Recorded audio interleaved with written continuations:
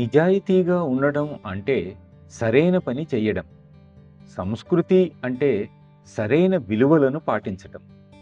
నాగరికత అంటే ఈ రెండూ కలిపి ఆచరించడము అని గుర్తుంచుకోండి.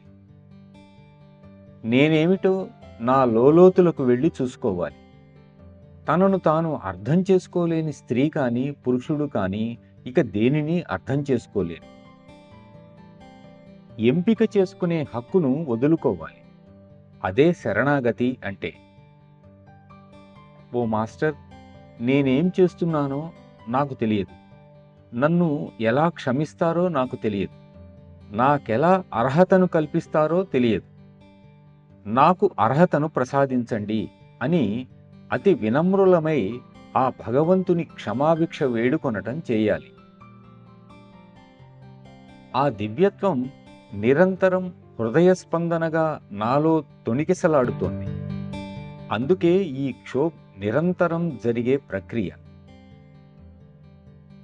మనలో ఆనందం ఉంటే తప్ప మన చుట్టూ ఉన్న వాటిల్లో ఆనందం ప్రతిబింబించటం గమనించలేం.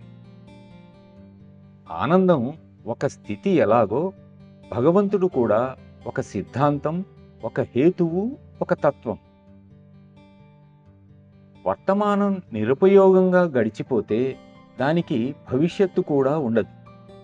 మనకిక మిగిలేది మనలను బలవత్తరంగా తన వైపు ఈడ్చుకొని పోయే గతమే. కాబట్టి గతాన్ని అధిగమించాలి. ఇప్పుడే ఇక్కడే అనే సిద్ధాంతంలోని శక్తిని, అవకాశాలను, అనంతత్వాన్ని, అద్భుతాన్ని గ్రహించండి. సమయాన్ని సద్వినియోగం చేసుకోలేని వానికి ఇంకా ఇంకా సమయం కావలసి వస్తుంది. ఆ సమయానికి ఏది చేయాలో అది చేసి తీరాలి. ఏది చేయకూడదో దాని జోలికి ఎన్నటికీ పోరాదు. సమయాన్ని సద్వినియోగం చేసుకోవడం అంటే నా పురోగతి కోసం, నా ఆత్మోన్నతి కోసం, నా ప్రగతి కోసం ఏదైనా చెయ్యడం.